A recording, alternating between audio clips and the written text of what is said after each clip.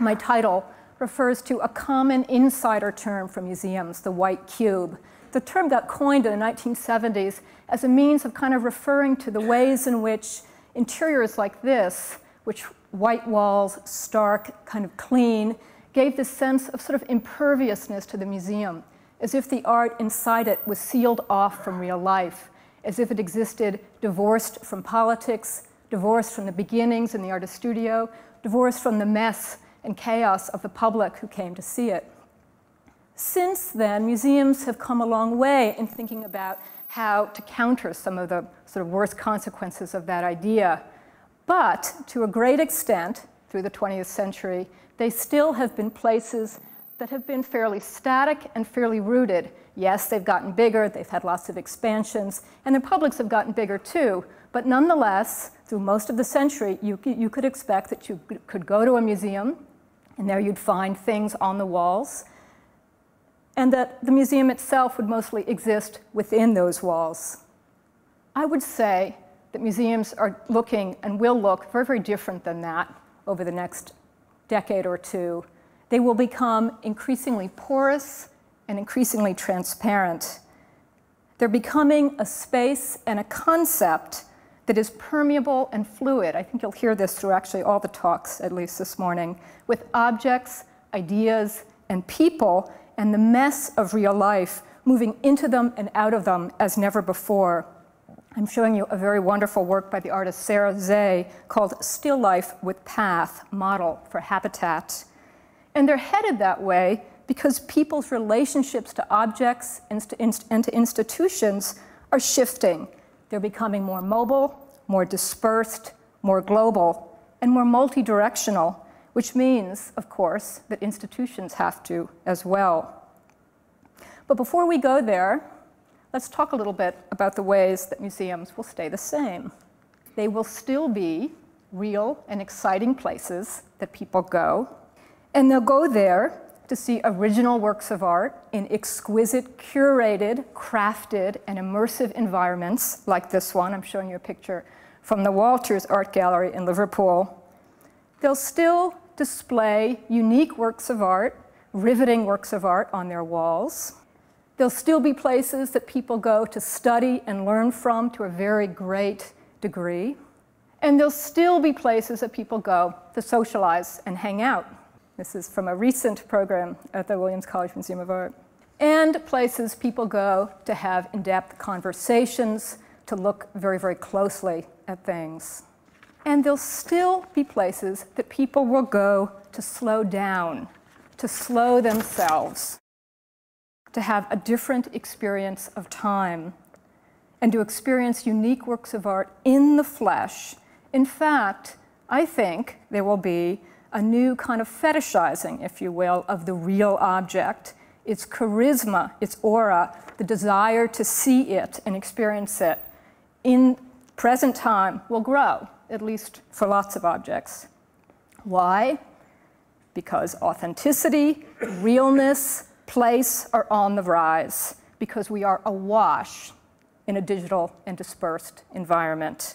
And if you don't believe me, you have only to look at the rise of reality television, and I don't even think that these are all the reality shows that are on right now, or advertising campaigns featuring real people with real bodies and real jobs, or campaigns that disdain the digital world, to see and to witness the culture's nostalgia for what's tangible and present.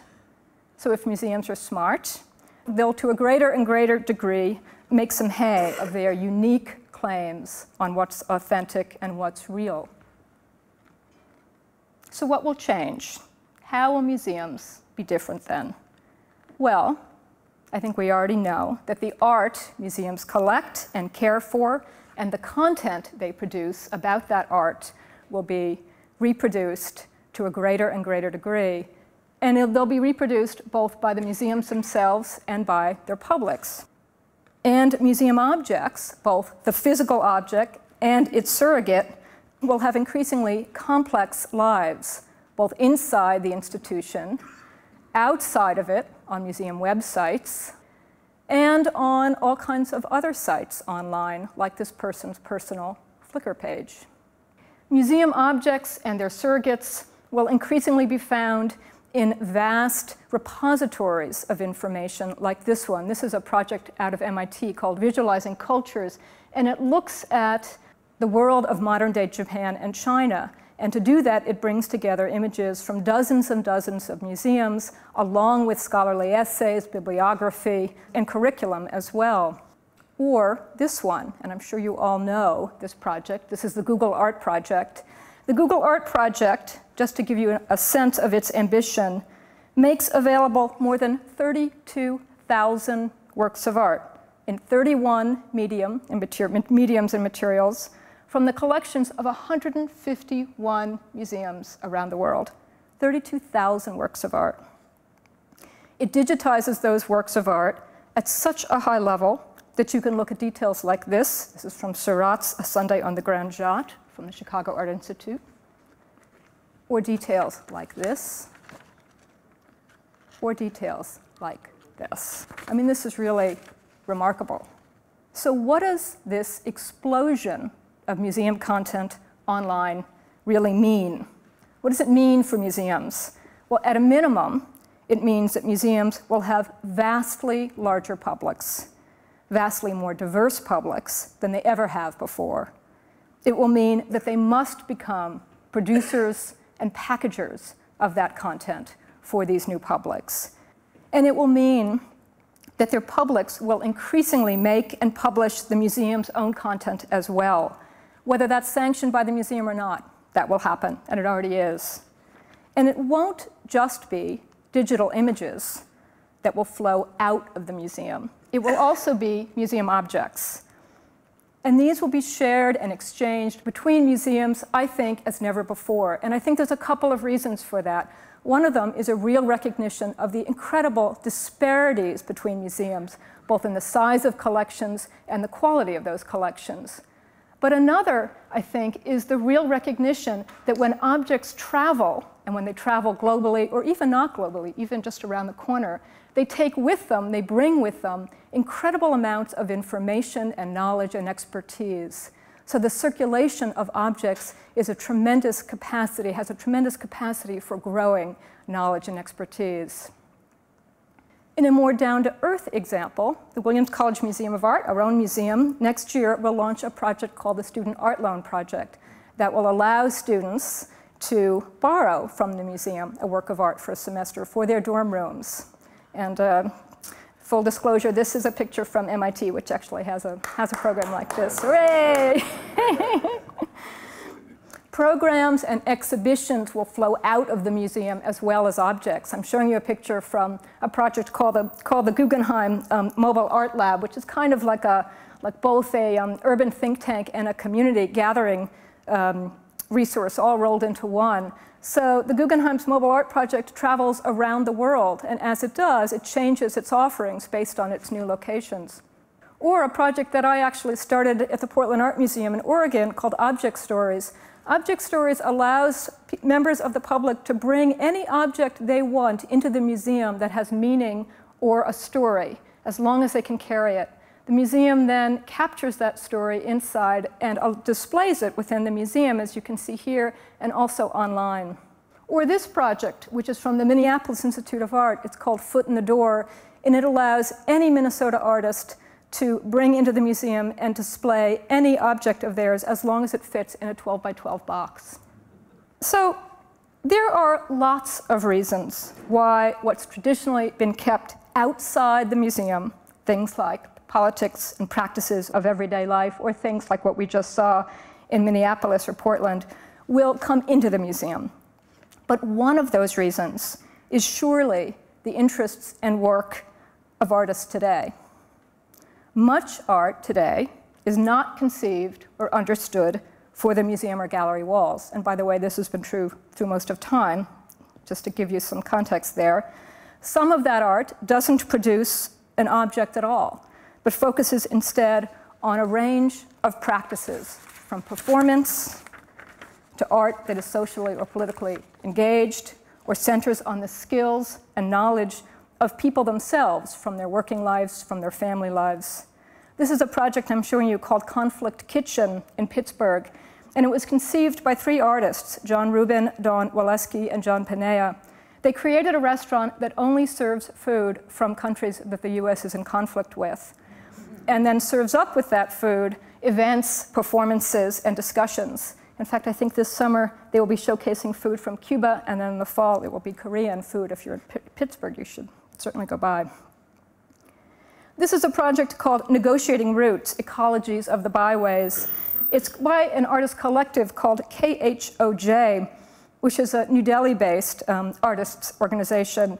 It was begun as a response to the Indian government's decision to develop almost 10,000 miles of new highways throughout the subcontinent.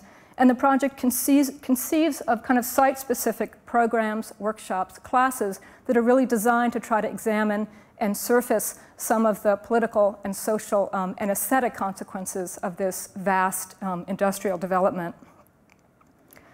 So, forms of artistic practice and work like this surely take aim at a great number of targets. The art market, consumerism, discrepancies in global wealth. But one of their critiques, certainly, is the museum's walls itself. The real way in which political and social struggles happening around the world and outside those worlds aren't often reflected or embodied within them, and the ways in which artistic practices and everyday practices have blurrier lines than are often recognized. So back to the white cube, if you will, right? Museums have struggled to figure out how to accommodate this new work, this new practice. That's the job of museums, right? We have to stay current, many of them, especially museums that are devoted to contemporary or modern art. But they are doing so. I'm showing you the facade of the Whitechapel Gallery in London. They have an ongoing program of artistic projects and research, which is called The Street. And it takes place both within the institution and outside of it. And they're in East London in a very, very ethnically diverse neighborhood. Or another example, in 2011, the Museum of Modern Art acquired this work of art for its collection. It's by the artist Rikrit Tiravangi. And it consists of him cooking up rice and Thai curry and serving it to the public for free. That's the work. So just think for a moment about the logistical and conceptual implications of the museum collecting this work. Imagine for a moment that you're a museum registrar, and I can imagine some of my friends who are registrars turning pale as I talk. What does this do to your notions of what a collection is, what a museum is, what your relationship to a museum is? So, what does any of this mean for the college or university art museum? Many are ideally suited to grapple with the implications of the museum's new and growing porousness, to experiment with the possibilities, to rethink things and turn them around, turn them upside down. Questions like what it means to become a content producer for vast new publics and to craft experiences for them, both on site and online, or how to adequately embody and tackle the questions and tensions of so much of contemporary art. Artists and projects that are working often at odds with the very idea of a museum. Well, the mission of a college museum is centered on learning. And it's centered on a demographic, students who will be the museum's new growing publics and makers. And at Williams, at least, we are training the next generation of museum curators, directors, artists, collectors. So if we can't take this on, who can? Thank you.